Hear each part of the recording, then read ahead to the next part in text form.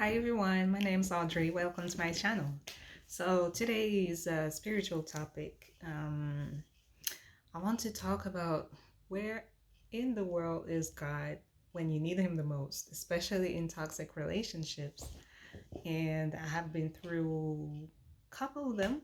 Last one was intense, intensely toxic. And I just wanted to share my story with you and my relationship with God when it comes to that. Because, as you know, when we need God the most, that's when we start praying. We all do that. We cry, we're like, God, please help me. This time I won't do this, this, and that. Please help me out. I really need you right now. The truth about that is that most of the time it doesn't work because God doesn't work on our time, on our timing. We always ask God to when He should be doing anything in the first place. But that's human nature. I do it, probably you. So that's our nature. Let's just say we can try though, but it works on His timing. Sometimes His timing matches your demand, and that's when the magic happens. So the best way to do anything with God is just to keep a relationship with Him, like talking to your Father. And when it comes to my story, I have been with a covert narcissist. So covert narcissist is a very particular personality trait, I want to say. I don't think I'm the best to explain really with the proper terms what it is. As you can hear, I'm not an English speaker natively. I'm French speaker, so I might not be able to find the right words to say it, but I can roughly describe the personality of that person. So the covert narcissist likes praise from people, likes to, man or female, likes to look at his best to other people's eyes, never take responsibilities for anything, like to bring people down to make themselves feel better about themselves, feed themselves and their gigantic ego with people's praise. So when they don't get that supply, that's when they turn nasty, like real nasty. And of course, when I met that person, it was beautiful and everything. You know, I have hearts in my eyes, and we're like, oh, we're in love, blah, blah, blah. That's what I thought, you know. Of course, because otherwise I wouldn't have never continue and maintain that relationship with that person if I knew how dirty that person could be. So yeah, I was, loving that person, and we quickly, too quickly in my opinion, moved in together. um it was going great at first, but I introduced him to my family and blah blah blah, and he expressed the desire to marry me and everything. So I introduced him to my parents, cousins, uncles. I mean, my family, all my beloved ones. And I think he snapped after we got pregnant. And now that I know, because at the time I didn't know what a narcissist was at all, uh, I think that is because I was not giving him the supply he needed, because I was more focused on our kid, of course, on and especially in the beginning is very difficult. It was my first one. I was very exhausted. There was a lot going on in my body, and at the time I was looking for a job as well, so I was stressed out. That was like a multitude of things happening at the same time. and taking in also that I'm going to become a mom, having to go to doctor's appointments, and that was a lot going on.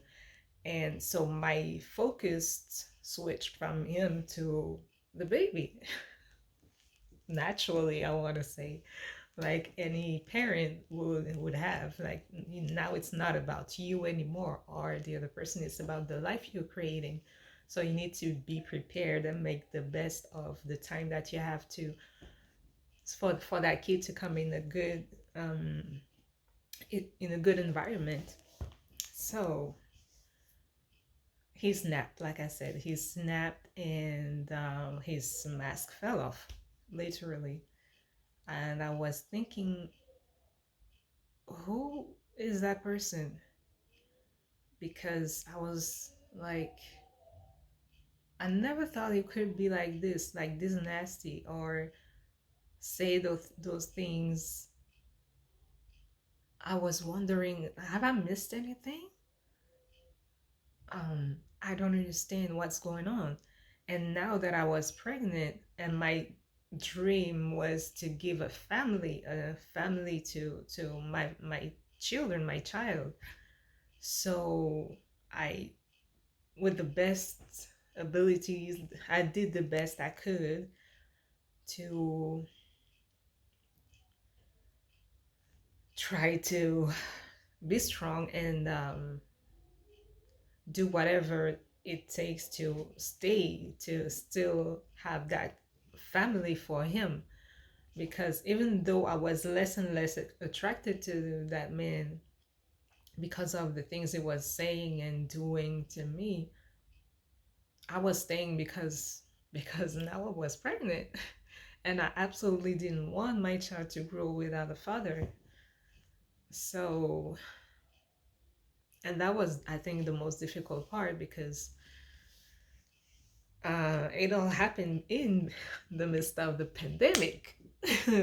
Nice COVID. So it all happened in the middle of it. So we had to quarantine. I was at the time in the US, so his dad is American. It happened right into we met before the COVID happened. We moved in before the COVID, so it was fine before then. I got pregnant, and a little bit after COVID hit the planet. So I couldn't see my family. I couldn't see my friends. I was isolated only with that person every single day, who was playing games with me, literally, like using me like a puppet for his supply, because the supply can be positive or negative, and or I should say, when it comes to a narcissist, because he feeds himself of your desperation, or of your bad behaviors, or of your downs, as much as your highs, or when you are in at your best, I want to say, in a good mood and praising him or her. That person feeds himself or herself as well with breaking you, and he took a very nasty pleasure in breaking me whenever he got the chance. So you can't imagine you can't imagine how hard it was to navigate through pregnancy, the COVID, and this relationship. I really had everything happening to me at the same time. Yeah, like I said, where the hell is God at that moment? Because that was a lot. And I think, I'm not going to speak for God, I don't have that pretension, but I think that because I have been stubborn a lot, I am sometimes very stubborn. So God sometimes spoke to me nicely over the years. Like, you should maybe do this. You should be going towards those kind of people. You should. And at some point, because I'm so stubborn, it's like, okay, so let her hit that wall so she can really understand what I'm saying and listen for once. So she won't go back to that again. And she becomes the person she's supposed to become. That's what I think. So, the only thing I had left in the midst of all that was my faith. And thank God, I want to say I reconnected with Him the entire year before all that happened. And I think that's what really saved my life, literally. Because when you have someone every single day who takes like so much pleasure in breaking you, like speaking, telling you that you're dumb, you're ugly, and see, like playing mind games with you and break you and do all those kinds of nasty things and try to make you think like you're crazy and that nobody will ever, nobody's like you, nobody thinks like you, that nobody cares about you or like you or whatever that is. Yeah, at some point, I doubted myself. I doubted myself, but I think my epiphany was I was keeping praying. Not every day. I'm not saying that I was necessarily praying every day, but I was consistent in the way I was holding on so tightly to God because He was the only one I had at that time and I could turn to and speak to, because even letting my family know that I was that wrong about somebody, and I was pregnant with that person, and I couldn't even like escape. I felt trapped at that moment. Oh, just excuse me a second. Okay, we're back. Sorry about that. So I was saying, uh, yeah, I felt very much guilty, and I couldn't talk, and I didn't want my family to worry about me because I have been so strong over the years doing everything by myself, so very much independent and all that. So I didn't want them to worry about anything when regarding my situation. So I turned over to God, and yeah, I was holding on tight, very tight, like to Him as much as I could, for I I want to say for my emotional well-being. That's all I, needed. And one thing happened. I had my epiphany, I think, uh, because that person was keeping saying that, I look like, what was the word they used?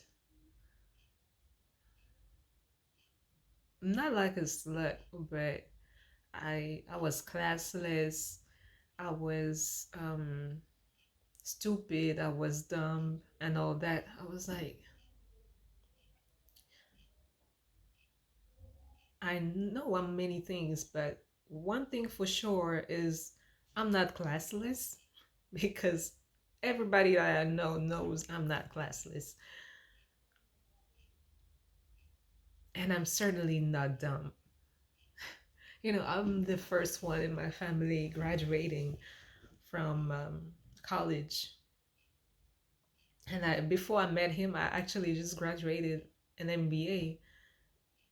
Not that your degrees define who you are and your intelligence. Absolutely not. That's not my belief. But I was like, damn, I'm not stupid. I'm not stupid. And that dude didn't have any degree, but that never was a criteria for me to love anybody. But I was like, hold on a minute. I'm definitely, if there is something I'm not, is that I'm not dumb. I'm not stupid. So I think that at that moment, I kind of blocked him in my head. I started blocking him. And the things he was doing and saying were touching me less and less. And to me, God appeared to me at that moment when I had that epiphany, because you are not what people say you are. You are what God says you are, and you are strong, beautiful, intelligent, and you are everything you are supposed to be. And I like that image that Pastor T.D. Jakes, follow a lot on YouTube, used in one of his services. And that, while I was watching at the time a lot of his ministries, and Joel Osteen as well, he says that the acorn has everything in it to become an oak tree, even though it doesn't look like at all like an oak, like it's gonna become an oak tree, but it has anything and everything in it to become it.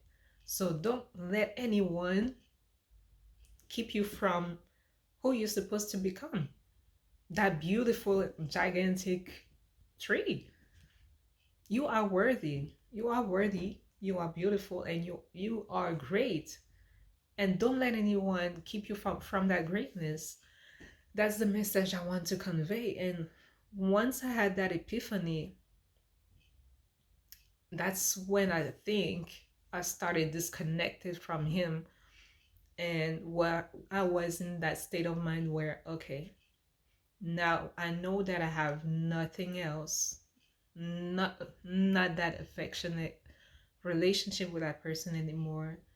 I want to keep everything cordial for the sake of our kid, but I know that him and me, we are done, and I'm gonna pray God that He keeps me and that He allows me to leave that situation, because at the time I was trapped.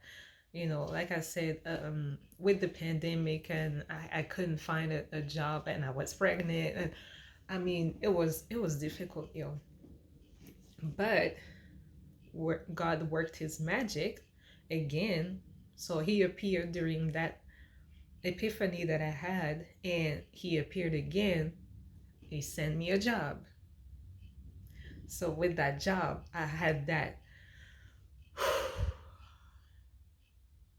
I had that air, that fresh air. I could breathe again, and I felt so relieved. I felt I could, connect with other people. I was going out again. When I say going out, I was just going outside, not going out like I'm hanging with girls and going to restaurants. Everything was closed anyways. I was just, leaving the house and being myself again. I made friends, great connections at work, and that allowed me also to save my money, my coins, to leave the hell where I was with that person. And literally, let me tell you how it happened. I ran away because I started to fear for my mental health and our baby's health, because I was going under so much stress with that person, like, really. And because I felt like his anger didn't really have any boundaries. And I even told him, like, I feel like you don't even have boundaries when you get angry, and that is something scary when you think about it. Um, because you feel like anything can happen. That person can just snap and come home with a gun and just shoot you, or you just, I don't know. I don't know. And that's the scary part. So I was at work that day, and I was on the computer, and I was just thinking, I was like, hold on. Sorry. So I was thinking, I was like, hold on a second. If my child was born and the same thing, no, the same mess happened, what would I be doing? Oh, and my answer to myself was, I would have packed a bag and left like the minute after, just with my baby under my arm, and and myself, I just grab my bag and leave. So I was like, so girl, what's holding you back? This is the exact same thing, but the baby is in your belly. What's holding you back? And I answered to myself again.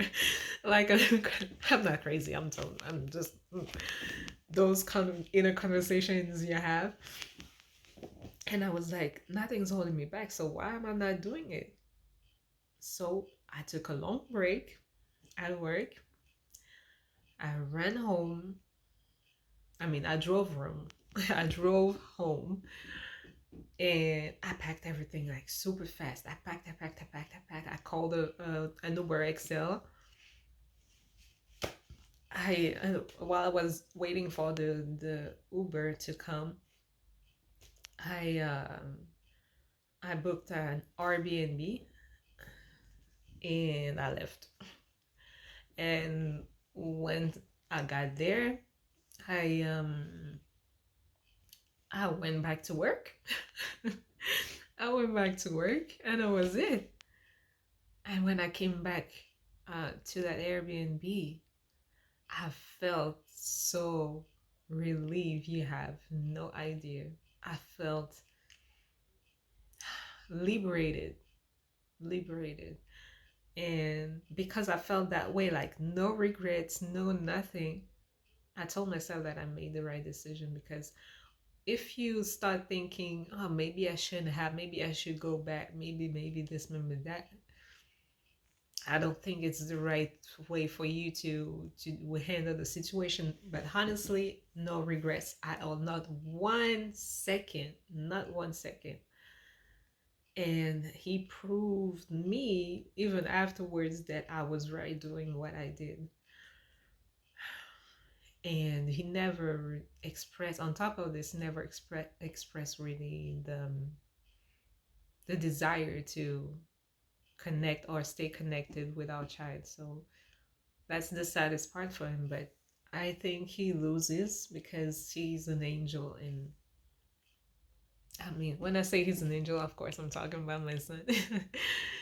And that's his loss. I mean, I feel that I think narcissists are unable to feel compassion toward regarding other people, and that's one of their traits. They can fake caring about others for a little bit, but at some point they just can't. It's just they're done with it, and their true selves show. So he is able from time to time to switch and try to make you feel like he or she is actually caring about you or whoever, but that's part of the mind game they play. They don't they don't care really, and they just want you to come back to get fed with the mind games to have their supply, and that's the vicious cycle you should not go towards. So God has saved me, literally. God has saved me, and that's where exactly He is. In those moments, He goes with you in the fire. He never said, I'm going to take you out of the fire so you look good and you're great. He said that He's going with you in the fire and that you're going to come out like nothing happened to you. Because if you see me on the streets, I don't think you can imagine what really I've been through. Even what I've explained, that doesn't really show the the entire picture of the nightmare I've lived, really. But I think God leaves you some scars on purpose for you to remember what happened to you so you don't go back to that, and to show you to yourself and to others how great He is, and that you can still rely on Him, and that is always gonna be with you no matter what. He is your ride or die, literally. So that's my message. I think and I hope it will inspire somebody, at least just one person, to hold on to it, hold on to Him, And if it gives you a little bit of courage to let God lead you and hear his voice so you can save yourself from those situations, um, well, I think my work is done.